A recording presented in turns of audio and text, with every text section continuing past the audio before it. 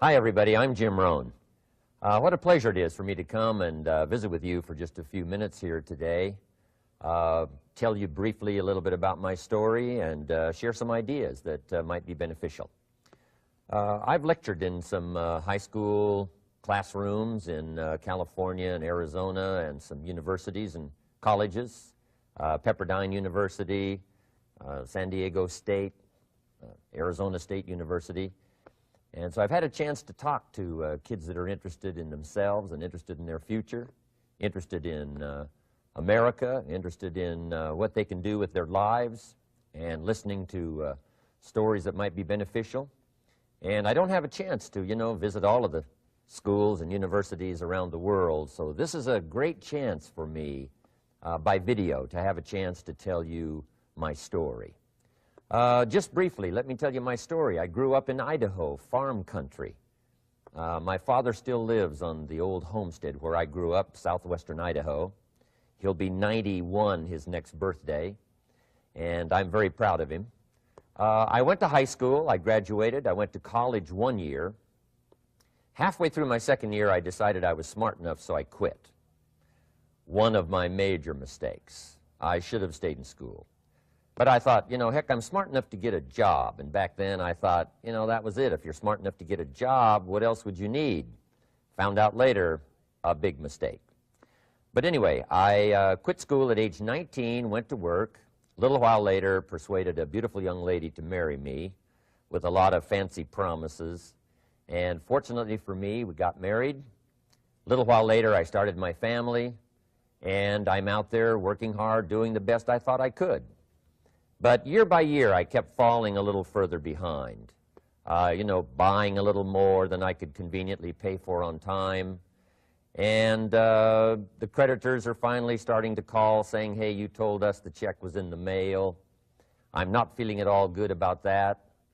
About age 25, I've got pennies in my pocket, I've got nothing in the bank, and way behind on my big mouth promises to my family, and wondering what could I do to make my life better. I was willing to work hard. That was not my problem. But I just wasn't making the progress I wanted to make. And then good fortune came my way. Sometimes it's difficult to describe good fortune, why something remarkable happens to you at a particular time. One of my friends says, well, hey, things don't just happen. Things happen just. And maybe that's it, I don't know. But my good fortune was I had a chance to meet a very wealthy man. His name was Mr. Schoaf, Mr. Earl Schoaf. A friend of mine had gone to work for him, and he started telling me about this man. He said, you got to meet this man. He's rich, but he's easy to talk to, and he's got a remarkable philosophy of life. And he kept going on, and I thought, well, I've got to meet this man. So shortly after that, I had a chance to meet this Mr. Schoaf, and I was impressed. He was rich. He was easy to talk to. Within a few minutes, I was dazzled. And I said to myself, I would give anything if I could be like that, rich and easy to talk to. What would it take? And then I thought, if I could just get around somebody like him, and if he would teach me and coach me, I would do it all. And that was my good fortune. A few months later, this wealthy man, Mr. Schoaf, hired me and gave me a job, and I went to work for him, and I spent the next 5 years in his employ. And then, unfortunately, at age 49, he died. But I got to spend 5 years with this remarkable man, his last 5 years of his life, and the first 5 years of my new life. And my dream came true during that 5-year period. This man took the time to teach me and coach me. He taught me the books to read. He taught me the disciplines, and he taught me the skills. And he taught me the changes to make in my language and personality. And the things he shared with me during that 5 years changed my whole life. Changed my income, changed my bank account, changed my future. I've never been the same. By the time I was 31 years old, I was a millionaire. So he taught me economics as well.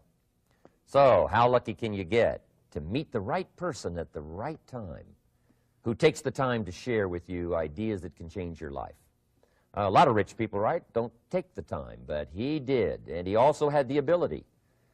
Some people want to share their experiences, but they don't quite know how to say it. But he had it all, and he used language that I could understand, and those ideas greatly affected my life. I wish he was still alive today. If he was, I'd be calling him today one more time, thanking him for the time he spent with me sharing his life and his experiences that so dramatically affected my life. Then, how I really came to be invited to speak to you today. 30-plus years ago, I was living in Beverly Hills, California.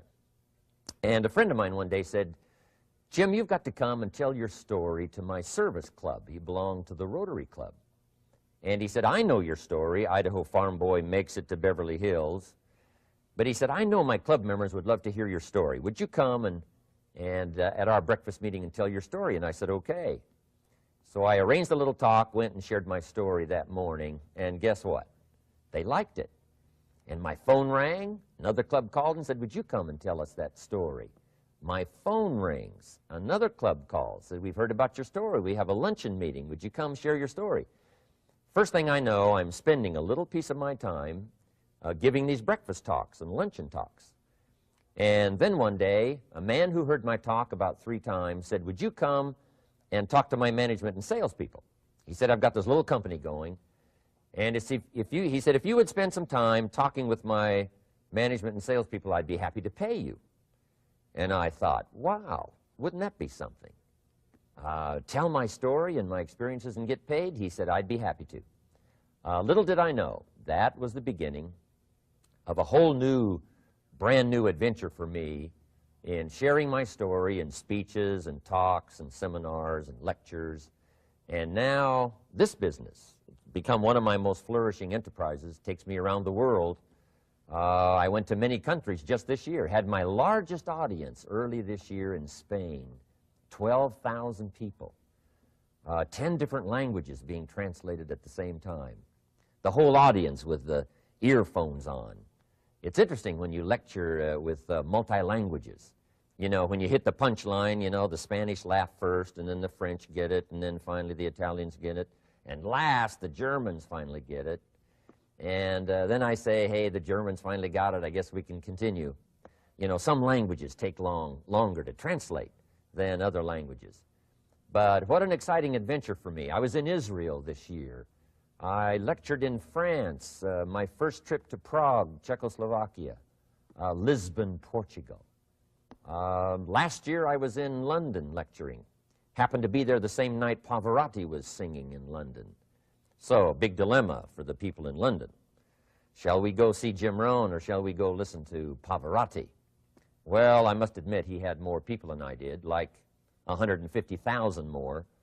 He did a free concert in Hyde Park, and they expected 250,000, but only 150,000 showed up because it rained. And they all got soaked from Prince Charles on down, but they sat in the rain and listened to Pavarotti. I would have been happy that evening, right, to cancel my seminar and go sit in the rain and listen to Pavarotti. Anyway, he and I have agreed now not to appear in the same city on the same day anymore. Not really, but how exciting for me to be able to travel all around the world and share my story. And then especially to have this chance today to come and visit with you. And when I get a chance to speak at a high school class or a university class, I'm always excited about it. I'm limited in time, so I wanted to use this way to come and share my story with you and some ideas that might be helpful in your career for the future, in your now busy life as a student, and then wherever you find yourself in the years to come. Some of the things I'm going to share with you, I want you to remember for a long, long time, because the ideas I want to translate for you drastically affected my life. And if I can share now and affect your life, and you write me a letter or tell me in person someday, "Mr. Rohn, I listened to your video and I watched it carefully, and sure enough, some of the ideas that you shared greatly affected me, and here's what's happened to my bank account, here's what happened to me in school, here's what's happening to my future," that'll give me great, great satisfaction. So the man who shared with me ideas that changed my life, I want to share with you 3 of those basic subjects. When I met him, I was 25 years old, and when I first got acquainted with him, I used a lot of excuses as to why I wasn't doing well. And he said, well, tell me a little bit about your story. And I told him, you know, I was behind on my bills, had pennies in my pocket, nothing in the bank, that I was embarrassed about being behind on my big mouth promises to my family. And then he gave me one little simple phrase that really forever changed my life. And here's what he said: Mr. Rohn, if you want the future to change for you, you've got to change. And he said, if you don't change, the next 6 years of your life is going to be just like the last 6. You'll still be behind on your bills. You'll still be behind on your promises. But then he gave it to me in the form of a promise. When I was 25 years old, I've remembered it all these years, and I've shared this promise now with probably over 3 million people in the last 30-plus years. And it's going to be valid for you, so listen carefully to this promise. My teacher said to me, young man, if you will change, everything will change for you.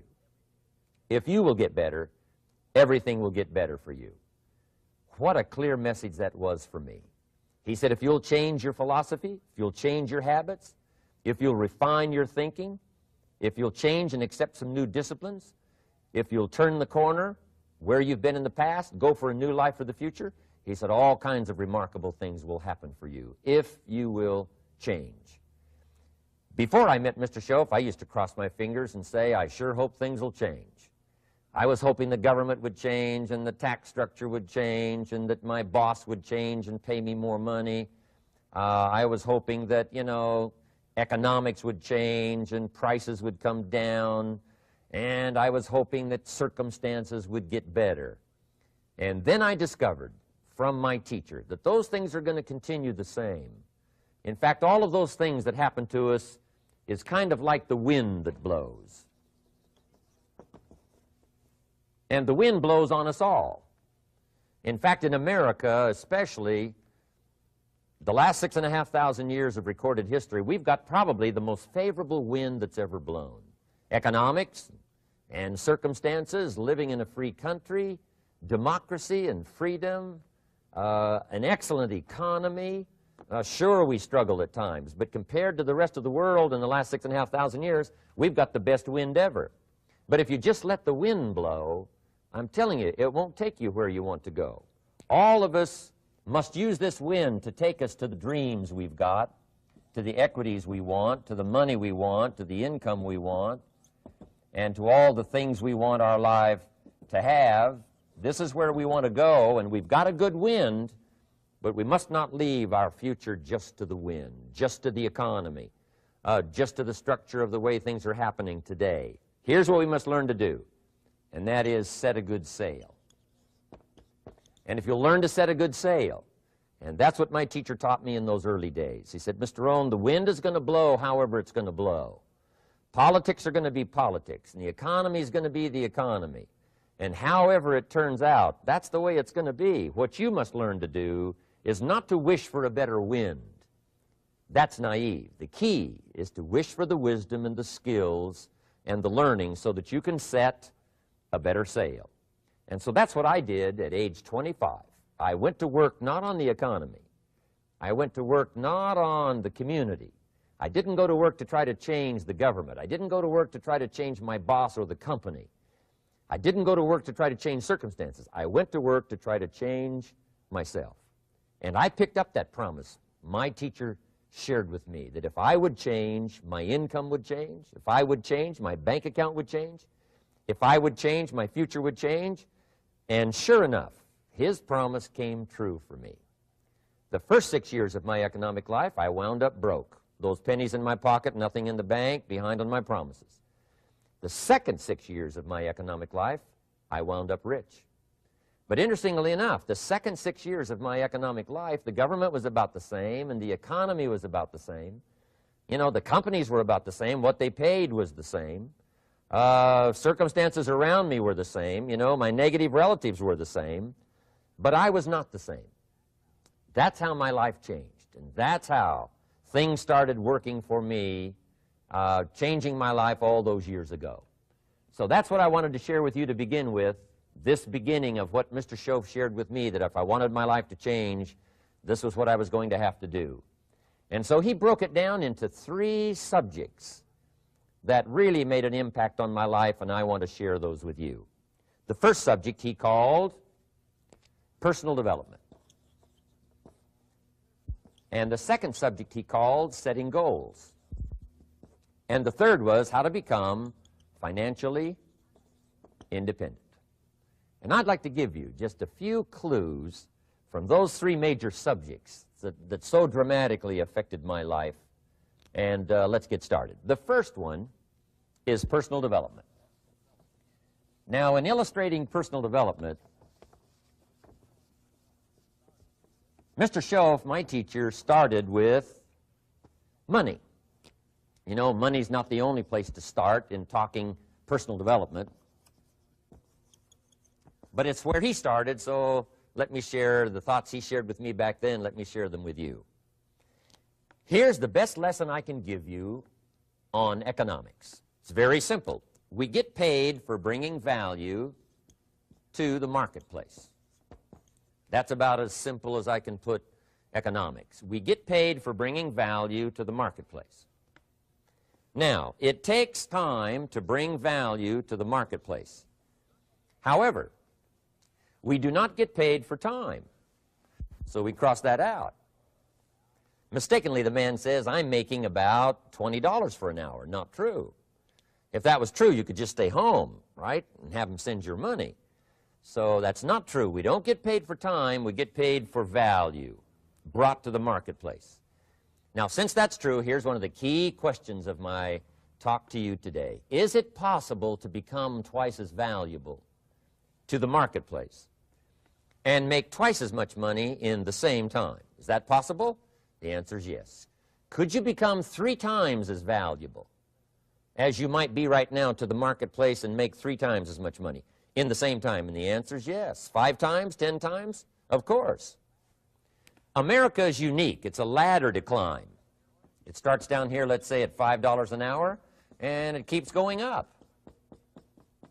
Top income last year, $80 million. The guy who runs Coca-Cola. Now, that's a heck of a ladder. That's why everybody wants to come here, right? The boat people are not headed for Vietnam. People haven't plotted and schemed for 50 years saying if I could just get to Poland, everything would be okay. Not true. Everybody wants to come to America. And the reason is because we've got the best wind ever blowing in our favor. We've got the best economic opportunity anybody's had in 6,500 years. And all you have to do is understand it and take advantage of it. Now, there's some key questions to ask here. Why would the marketplace pay someone only $5 an hour? Very simple answer. They're not very valuable to the marketplace. Now, we must underline to the marketplace. This person might be a very valuable brother, yes. Member of the family, valuable, yes. Valuable member of the church, of course. Valuable citizen of the country, yes. Valuable in the sight of God, no doubt. We're all of equal value in the sight of God. But if you're not very valuable to the marketplace, you don't get much money. You say, well, it shouldn't be that way. Well, then you got to start your own country. You know, this one's been in process for 200 years, and this is the best we've been able to come up with so far. But here's the key. You don't have to stay here. Now, there was a big debate in Congress last year that this $5 was not enough, should be 6, should be 6, should be 6. But we don't need legislation. 6 is already on this ladder. The next step up. You know, if you work for McDonald's, they'll pay you $5 an hour to take out the trash. If you whistle while you take out the trash, they'll pay you $6 an hour. So we don't need legislation. You just need to take lessons on how to whistle. Have a good attitude. Now, as you begin to climb this ladder, why would the marketplace pay some people $50 an hour? Answer, evidently, they must be more valuable to the marketplace. 10 times more valuable. And is that possible for someone to be 10 times more valuable and earn $50 an hour instead of 5? And the answer is yes. That's what America is all about. Now, why would the marketplace pay some people $500 an hour? Evidently, this person must be much more valuable to the marketplace. That's what's important to understand, to the marketplace. And would the marketplace pay one person $80 million for 1 year's work? And the answer is, of course. If you helped a company make $1 billion, would they pay you $80 million? I'm telling you, it is possible. And that's why America is so exciting. That's why this financial ladder is so exciting. It's possible for all of this to come true for all of you, no matter where you start. As a student in school, just getting started out there in the workplace, this is all possible for you. Now, Mr. Schoaf gave me the clue on how to climb this ladder as high as I wanted to climb. Now, we're talking primarily economics here. There's a lot of other ways to become valuable to your family, valuable to your friends, valuable to the community, valuable to the team, right? Valuable to the team effort, valuable to the concert. But here's what he said to me. In climbing this ladder economically, all you have to do is work harder on yourself than you do on your job. Once I heard that, it made sense to me. I kept hoping that everything else would change around me, found out that if I went to work on myself, worked on my skills, worked on my language, if I became better than I was each year, if I grew in skills and language and vocabulary and competence, then I would become attractive to the marketplace. Not very long ago, a company called me and said, Mr. Rohn, we're expanding internationally. We'd like to have a bit of your expertise to help us. Would you give us a bit of your time? We'll add some millions to your fortune. And I said, okay. And I thought later, isn't that interesting they would call me? Then my second thought was, of course they'd call me. Who else would they call? I can get the job done. Now, what a contrast for me, farm boy from Idaho, raised in obscurity, parents of modest means, broke when I was 25. How come I would get a telephone call and someone offer me a lot of money to help them in expanding around the world? Simple answer, evidently. Something happened to me between age 25 and where I am today. And I can tell you where it all started. From my teacher, Mr. Schoaf, who said to me, we don't have to change what's going on out there. That's the wind that's blowing. All we have to do is change what's going on in here. And now there's several ways to do that on personal development. And let me give you those ways. Here's the first one. We must learn from personal experience. Pretty simple. Learn from what happens to you. Take a look back over the last few months. Did you make some mistakes? How could you correct those for the future? Take a look back over the last year. Have you done it right or done it wrong?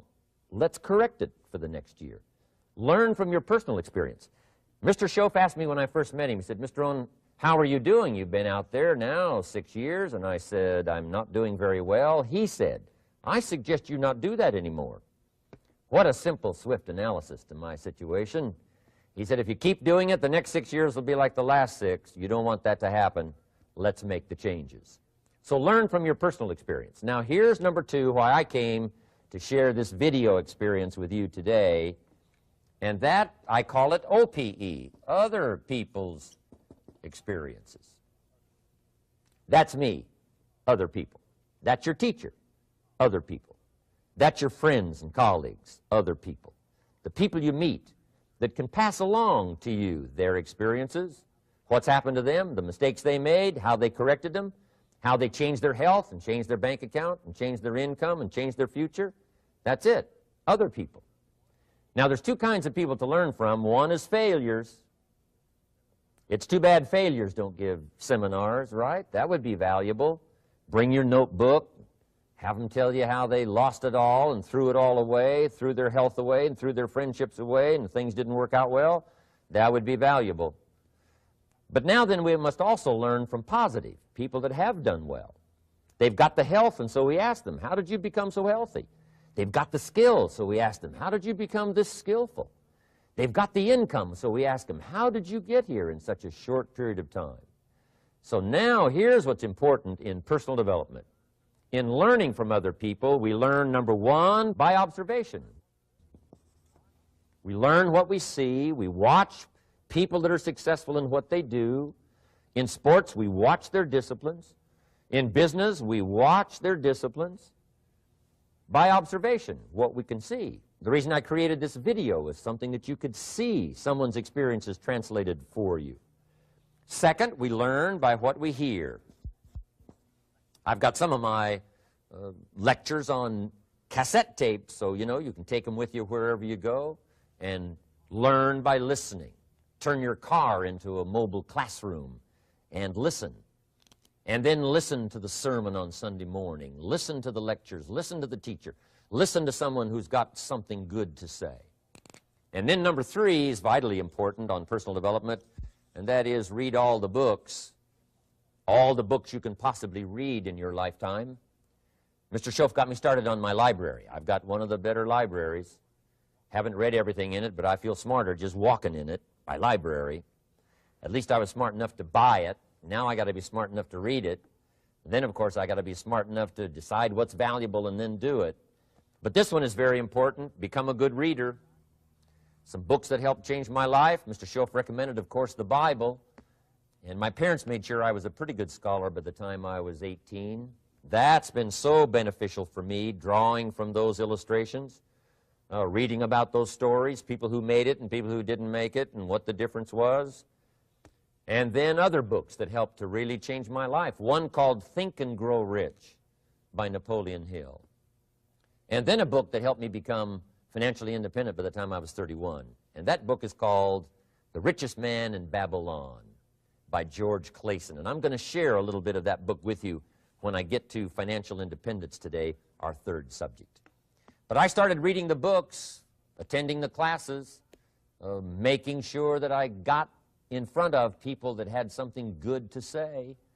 And then I started keeping a journal. One of the major things my teacher taught me was to keep a journal. He said, don't trust your memory. If you hear something good, just make a little note and write it down. Now, at first I took, notes on pieces of paper and torn off corners and backs of old envelopes. And it didn't serve me well, thrown in a drawer. Then I learned to keep a journal, a bound copy of all my notes. So I would suggest you do the same. Things that impress you, a poem that impresses you. When you attend a class, some of the ideas that impressed you, jot them down. You read something in a magazine, right? Some ideas. Take those out, put them in your journal. Keep a good journal the rest of your life. This will serve you well. My journals make up a significant portion of my own library. And if you saw my library and saw my journals, I tell you what you'd have to say.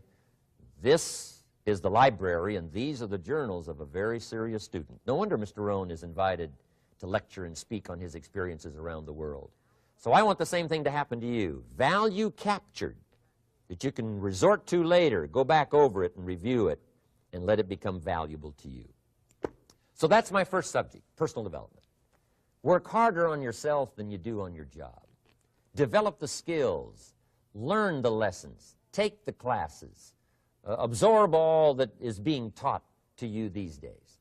And then later on, of course, you can sort it out, what's valuable to you and how to refine it for your business and for your life and for your future. But the main thing is to get it and start this process of personal change, personal development. And let me say it one more time. If you will change, everything will change for you. You'll never be the same. You'll keep growing. As you look back on a few months, look back on a few years, you won't believe the progress you can make. Economically, your relationship with your family, your friends, and whether you're in sports or economics or whatever, I'm telling you, that whole process of committing yourself for personal change, personal value, can really make your life unique and worthwhile. Now let's cover the second subject, on setting goals. Mr. Schoaf gave me some tips on setting goals that changed my life forever. And I want to share those with you.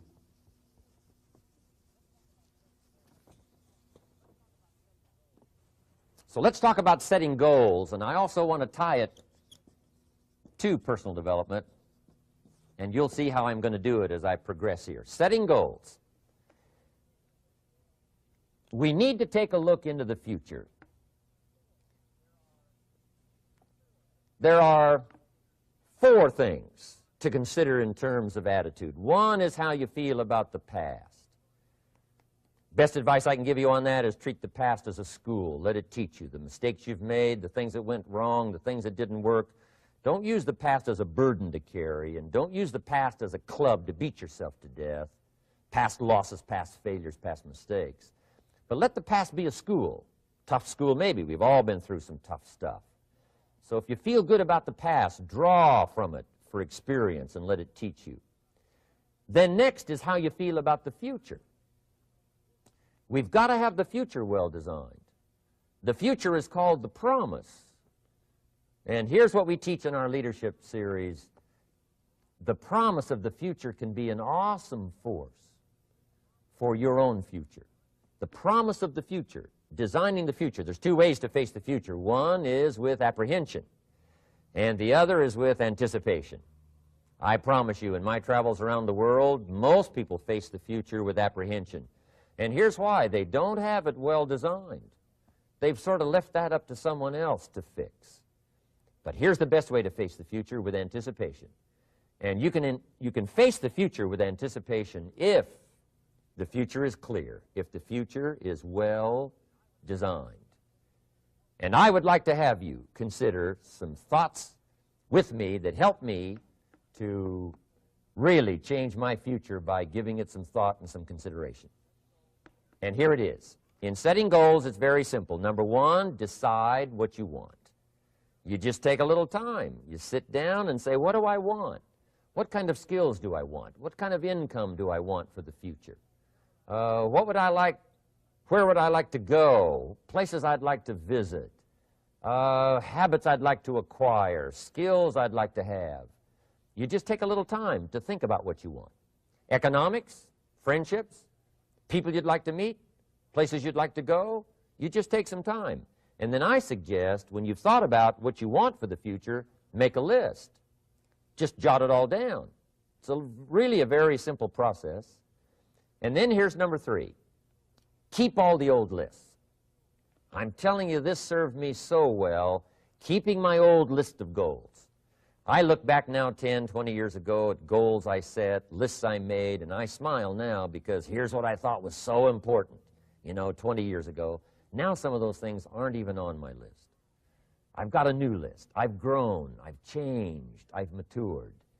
But I give you that advice. Decide what you want. Number two, write it down. Number three, keep the old lists. And then here's number four. When you get something that's on one of these lists, check it off. Part of the fun of having a list is checking it off. And then if you can add some drama to checking it off, see, that's what really helps. I set a goal to go to Spain many, many years ago. And when I finally made my first trip to Spain, I had that journal with me that had that list in it.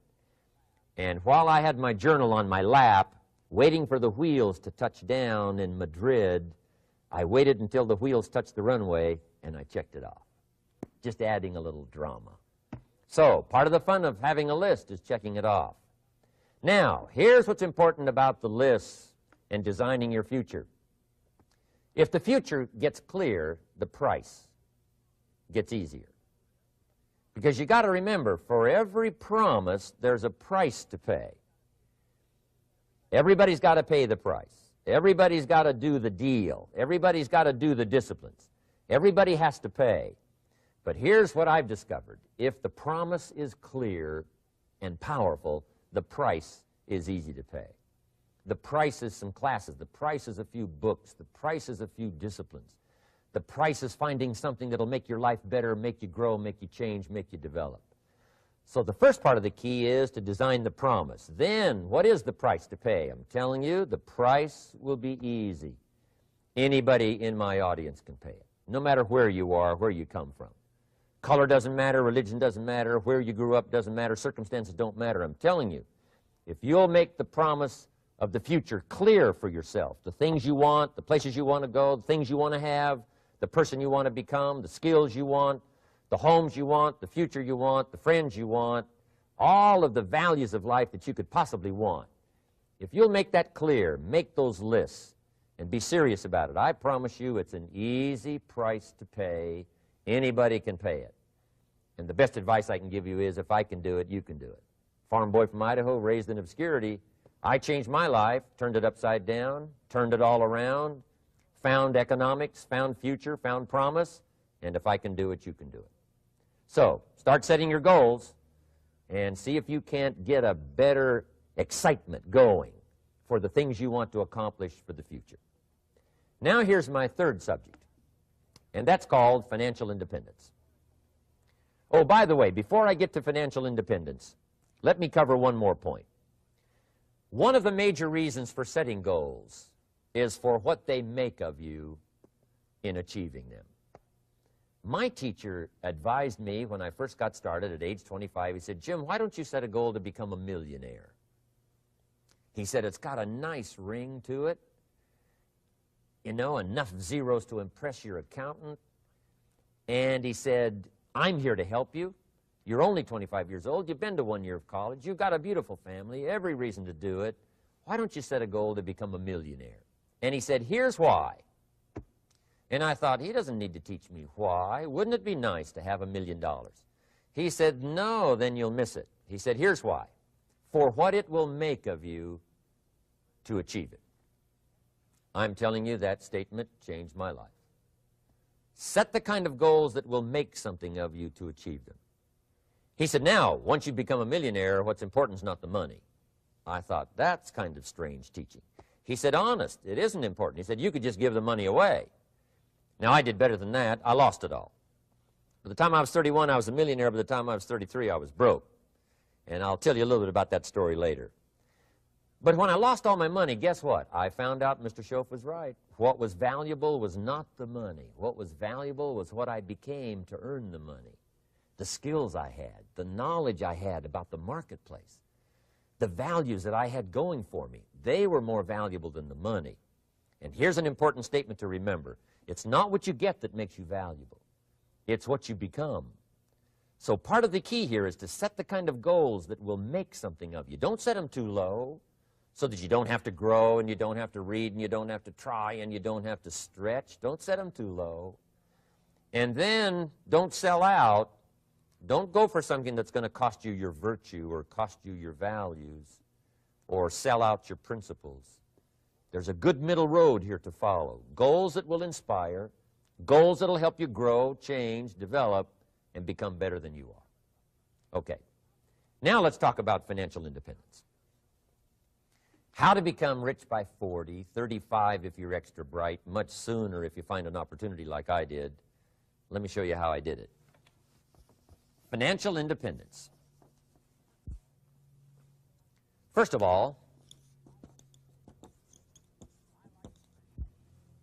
I like the phrase financial independence. Some people are a little bit concerned about using the word becoming rich or becoming wealthy, and I can understand that. I struggled a little bit with this. Is it okay to go for becoming rich, go for becoming wealthy? And maybe that's a bit too strong a word or strong a term. So here's what I've come up with that I think is comfortable for me, and that is how to become financially independent. I think it's every person's heritage here, especially in America, to become financially independent. Now, let me give you my definition of financial independence. Financial independence is the ability to live from the income of your own personal resources. Financial independence. Now, it depends on how you want to live. If you need $2,000, $3,000 a month, if you need $4,000 or $5,000 a month, if you need $10,000 a month, some people may need, $100,000 a month. But whatever you would need to live, and you could earn that living from the income of your own personal resources, that's what I call financial freedom, financial independence.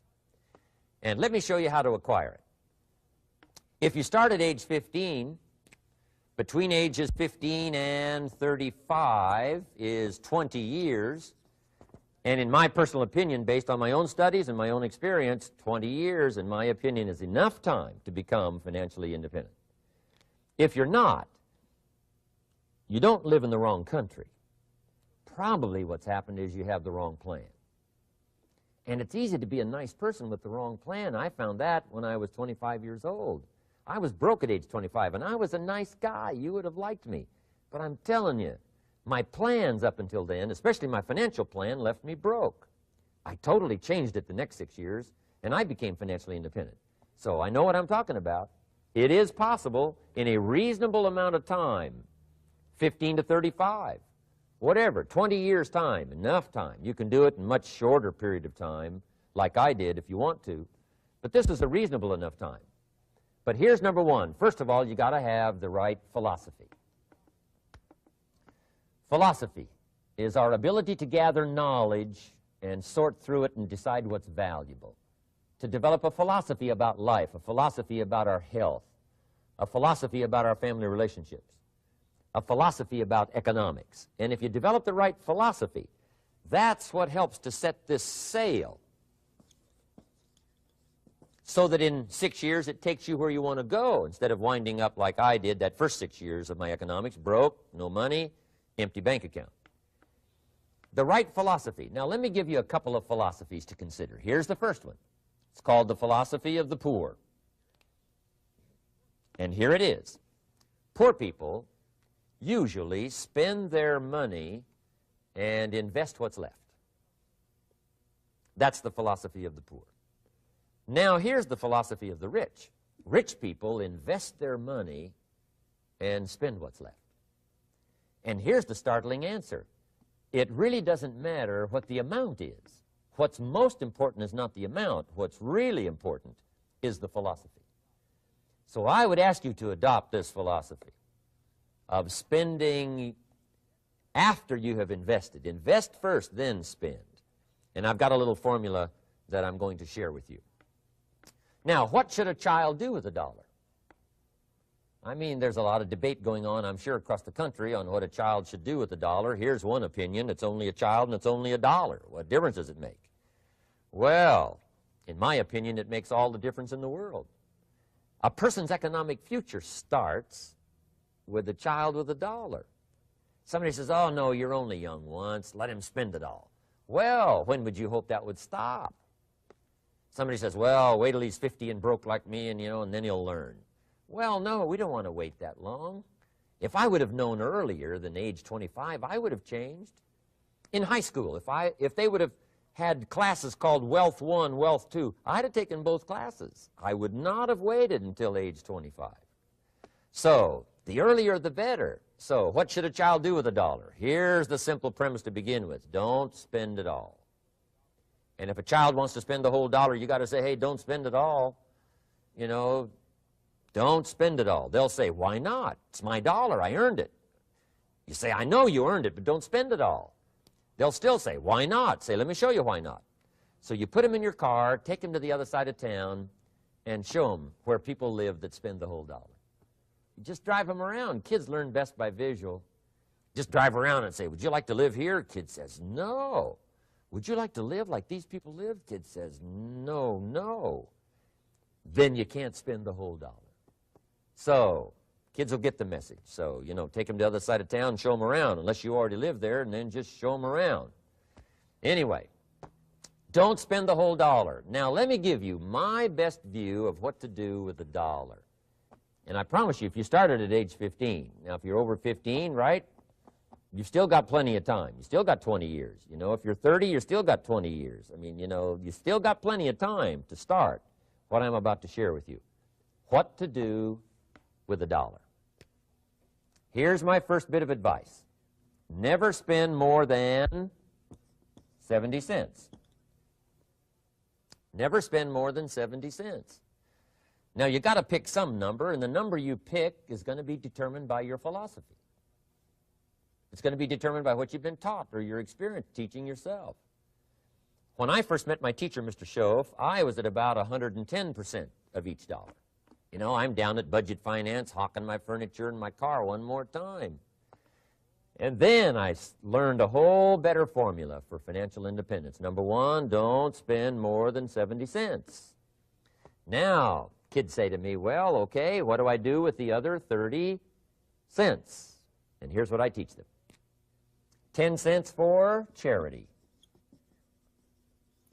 Charity or church, or helping people that can't help themselves.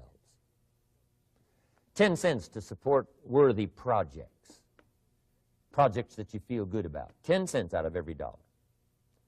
It's called being generous with part of what you've taken out of society. Now, in my opinion, nothing teaches us character better than generosity. No class, no teacher, no book teaches character better than generosity. And the best time to start is when the amounts are small And I know if kids learn these lessons well, they'll give a dime out of a dollar, help people that can't help themselves, support worthy projects. Or if you belong to a church, they teach tithe, piece of. That's very important. Now, because when the amounts get larger, sometimes it's a little more difficult. You know, giving 100,000 out of a million, someone says, oh, if I had a million, I'd give 100,000. I'm not sure. That's a lot of money. So the time to start is when the amounts are small, 10 cents out of the dollar. Okay, next 10 cents I call active capital. Active capital means do something to make a profit. Active capital. Set aside a portion of your income. Wages are okay, but I'm telling you, wages will make you a living. Profits will make you a fortune. So set aside part of your income as capital, called active capital.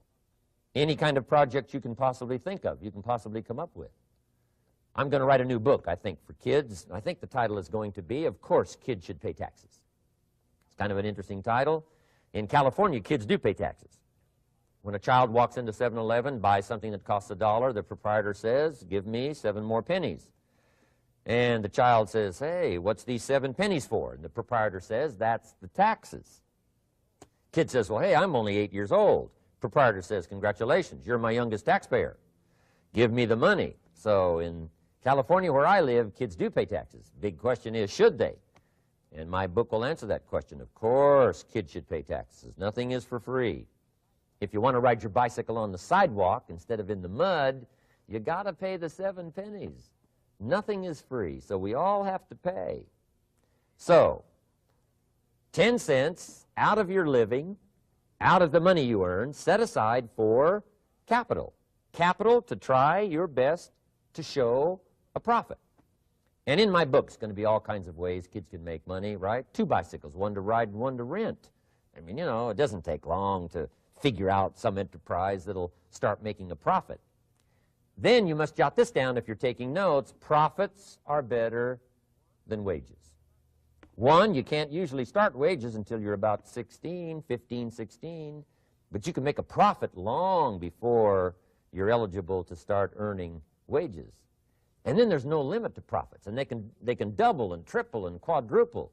You know, there's no limit. It's incredible how fast profits can grow. So profits are better than wages. Wages make you a living. Profits make you a fortune. Now, the third 10 cents is vitally important. I call it passive capital. Capital you let somebody else use. A financial institution, stocks and bonds, mutual funds, whatever. Let someone else use it. You furnish the money.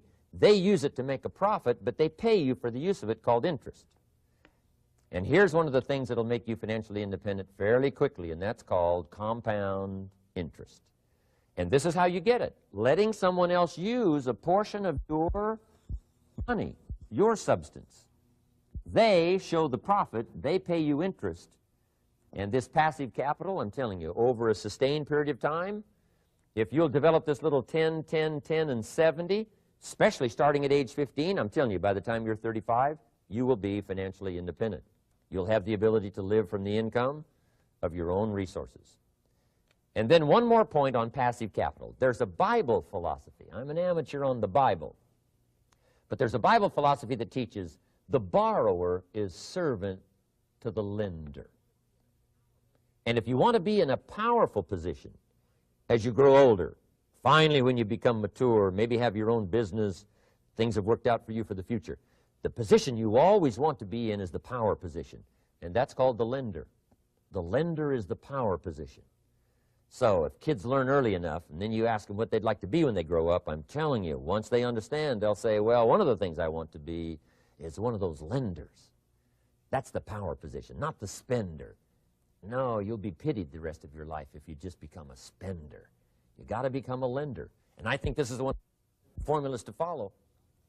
10 cents out of every dollar. Let someone else use it. Be the lender, power position. Then try to show a profit. Can't we teach our children how to take $1, search the neighborhood, find a broken wagon, pay $1 for it, bring it home, you know, clean it up, sand it until it's clean, paint it red till it shines, straighten out the wheels till they're true, take it back to the neighborhood, sell it for $5? Anybody can do that.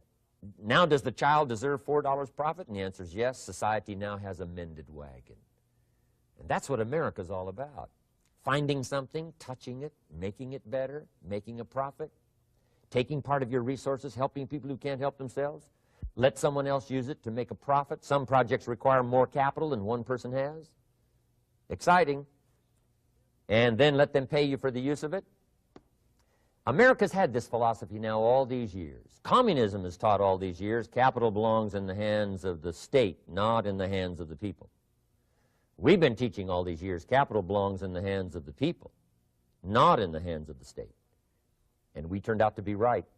Capital in the hands of the kids, capital in the hands of the people. Enterprises that make a profit, enterprises that grow. It's the hope of our future. So that little simple formula, I hope, will help you. Now, one more key on financial independence, and that is attitude. Attitude. Here's number one. I used to say, I hate to pay my bills. My teacher straightened me out on that. He said, let's see, Mr. Rohn, what you hate to do is pay $100 on an account and reduce your liabilities and increase your assets. I said, well, no, not if you look at it that way. He said, well, it all depends on how you look at it. So wouldn't you love to pay your bills, reduce your liabilities, increase your assets? You got to have that kind of attitude. I found out the same attitude about taxes. I used to say, I hate to pay my taxes. And Mr. Shove said, well, that's one way to live. But don't you understand? Taxes is how we care and feed the goose that lays the golden eggs. Wouldn't you want to do your share? Someone says, yes, but the goose eats too much. Probably true. But hey, we all eat too much. We all need to go on a diet. Better a fat goose than no goose. So I finally became a happy taxpayer.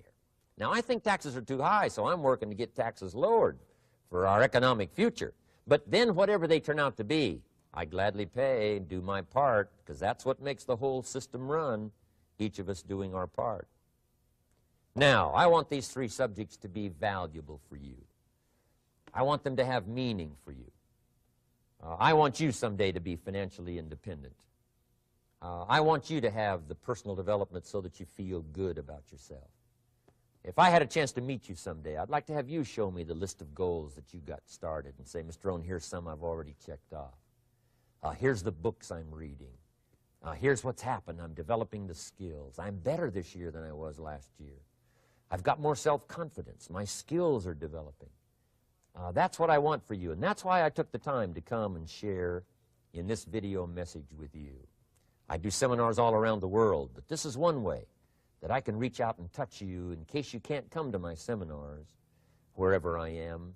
Maybe this video will reach you somewhere, and it'll have an impact on your life. And what I'd like to do is later hear about it, a letter, phone call, or to have a chance to meet you in person. And now I'd like to leave you with these 4 questions called questions to ponder. These questions were valuable for me, and I want to make them valuable for you. Here's the first one, why? We all ask why we should work this hard, why take that many classes, why go to school that many years, you know, why take the notes, why read the books, why work that hard, why put yourself through the push-ups and the disciplines, why? Good question, why? Best answer to why, I think, is the second question. Why not? Why not see how many books you can read, how many classes you can take, how many skills you can develop? Why not see how valuable you can become to the marketplace and to your friends and to your family? Why not see what you can make of yourself? Why not see how far you can go, how much you can see, how much you can earn, how much you can share? Why not? That's the heritage all of us have, in America especially, is to see what we can make out of our lives now that we've been given this extraordinary opportunity. Now, my third question I'd love to ask you in person. But since I can't do it in person, I want to ask it of all of you. But I want you to take it personally. And my third question is, why not you?